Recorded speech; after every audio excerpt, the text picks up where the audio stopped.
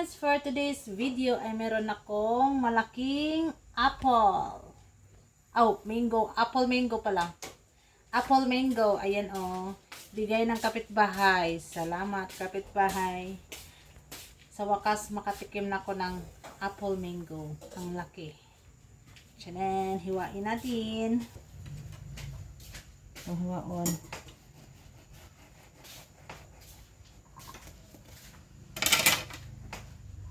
Tcharam!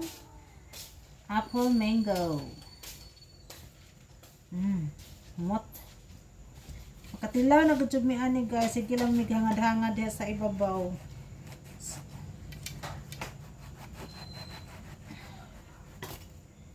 Tcharam! This is it. Pansit. This is apple mango from kapitbahay. Thank you so much. Yan, mga untag apple mango guys. Mot.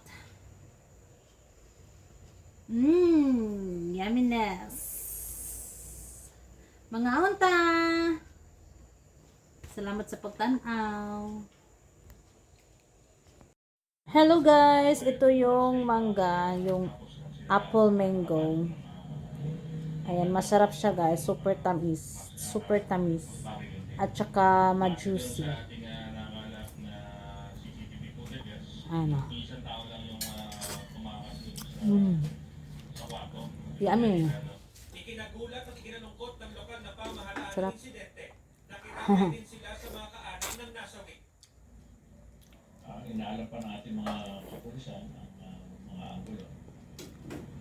Lami man din ni si Ja. Ang tamisa.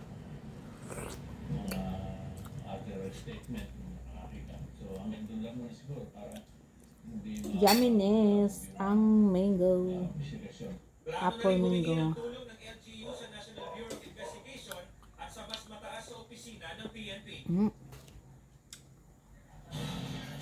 Na nagtuto ang ko ano.